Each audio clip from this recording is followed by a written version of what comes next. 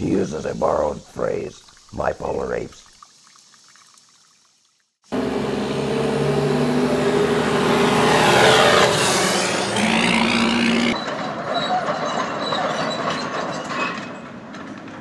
So we are a very destructive animal. We've been called bipolar apes, or we have ideas about what we ought to do, but we also have impulses that are rather selfish and self-serving. We're in a very tough spot right now as a species. That's the voice of Dr. Elizabeth Zelman. She believes we humans are in trouble, and she's written a book about it. In her book, she calls us beleaguered. One piece of evidence is the fact that we have spread into all kinds of environments, from the polar environments to deserts and so on. And we are using those environments. We're going into the earth and taking out resources from inside, from outside, from the oceans. So we are extracting huge amounts of energy from the earth. We're depleting them for future generations too. So that's one way.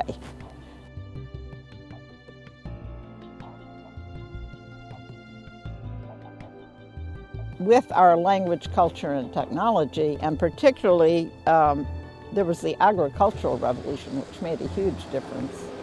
And then the Industrial Revolution, and now the communication revolution, and all of that has accelerated the amount of change. We have changed the planet much more quickly than any other animal. And we do it on such a large scale. One advantage of our culture is that we do things flexibly, in that we are not programmed by our genes to do things a certain way. So we evolved to be cooperative creatures with each other, sort of like the social insects, but unlike the social insects, we don't have everything programmed in our genes to allow us to get along with each other. So, and we also evolved probably when we were living in small scattered groups. Our ancestors, sort of defenseless primates, as needing each other and needing some closeness in the groups, because that's how we survived through group living.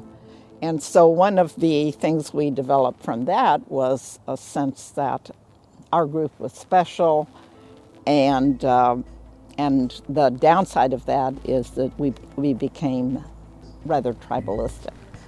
I see. You're using the word tribalistic to label our human tendency to think of our own group, whether it's religious, racial, or familial, as special. But we need to get beyond our tribalism so that we can work together as a species and try to undo some of the damage that we've done to the earth and to other creatures and the whole web of life that we depend on.